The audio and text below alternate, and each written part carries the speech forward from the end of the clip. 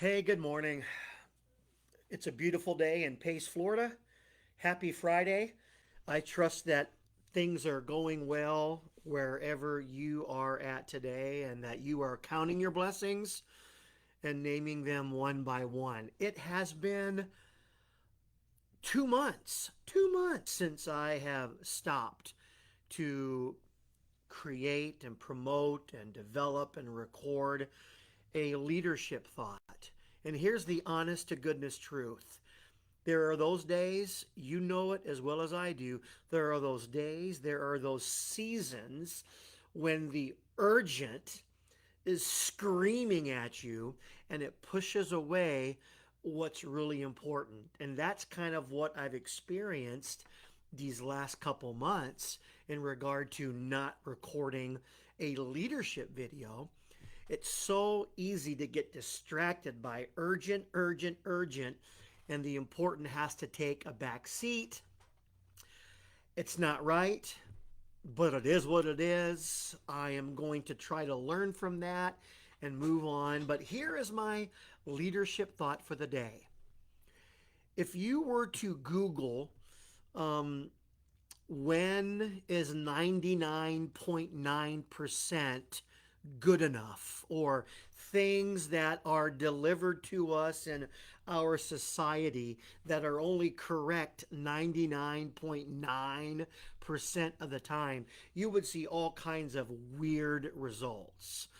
For example, if 99.9% was good enough, there would be X amount of people every single month who were given the wrong drug prescriptions at Walmart or Publix or whatever.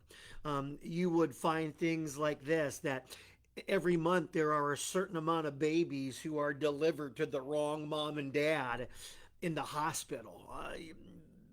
All kinds of stuff. Okay, it's mind boggling the things in our society that we put up with that are only true or correct or right 99.9% of the time, okay? And there are those days when some of us go ballistic. Hey, listen, 99.9% is not good enough in our secular lives. And again, if you would read the list, if you Google it and research it and see the list, there are some things that you would go absolutely nuts about that are not correct 100% of the time. We have learned to live with a 99.9% mentality when it comes to secular things, but there are also some of those secular things that we would blow a gasket.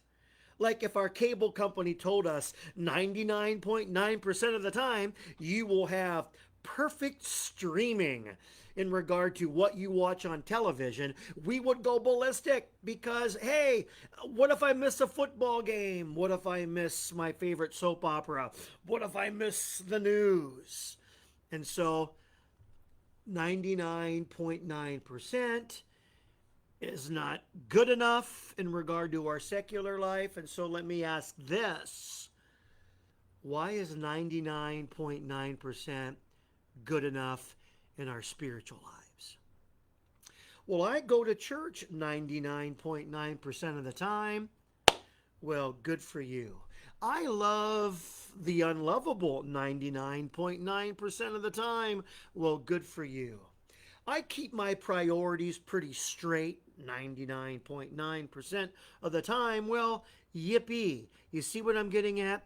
There are things in our secular life that we would go bonkers over if it wasn't 100% commitment or fulfillment or accuracy. Why in the world in our spiritual lives would we put up with anything less than 100% total commitment, total correctness, an all in effort? Okay, well, because I think the enemy has at times um, allowed us to buy into the fib that says, well, it's good enough, or I'll do better next time, or I have a great excuse, or I'm only human. Now, all of those things might be true, and we are only human. But here's the deal. If we're not going to settle for a 100% effort in our secular lives, let's don't allow the enemy to numb us